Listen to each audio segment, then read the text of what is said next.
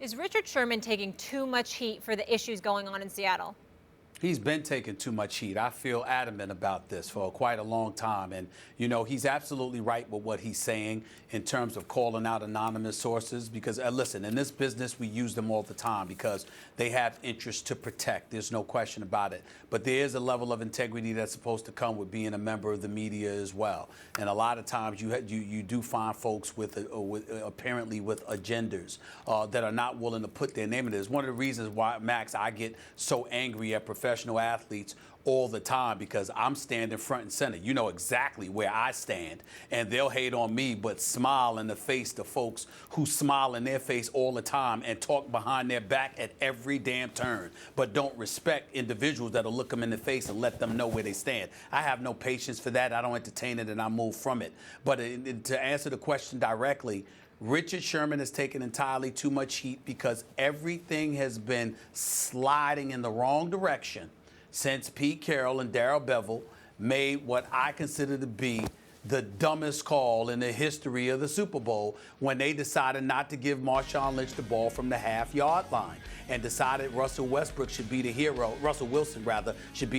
by throwing that pass that was intercepted by Malcolm Butler. You got a lot of people who believe, and I like Pete Carroll, but it's just the truth. A lot of guys truly believe that it was the wrong call to make because they wanted Russell Wilson to be the hero.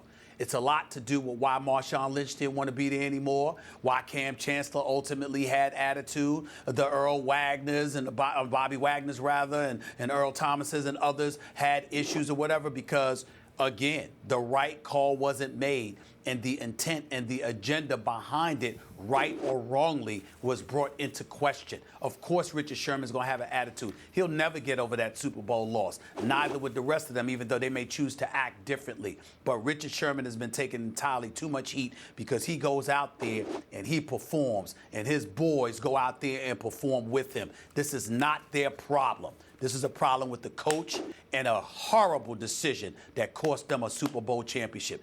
Everything emanates from that. I agree with half of Richard Sherman's sentiment.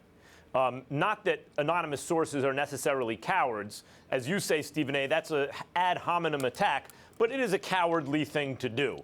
To go after a guy, especially in your own locker room, and not put your name to it, it's messed up. Richard Sherman is right, and I doubt, it's not impossible, but I doubt he's been an anonymous source. He seems to put his name to it and stand there and take the heat, and I respect Richard Sherman for that. I don't like, however, the insinuation, it seems to me, that the reporter maybe didn't have a source at all, just because the source was anonymous. Reporters rely on anonymous sourcing at times. It's important throughout the history of journalism in this country, and they can be used, and to question whether the anonymous source even exists is kind of messed up. You're questioning whether the reporter is ethical or not.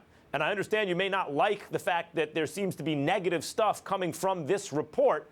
But if you say that, just like you'd like someone to put their name to it, Richard Sherman should be able to back that up rather than just throw it out there into the ether. Oh, maybe the anonymous source doesn't even exist. Who knows?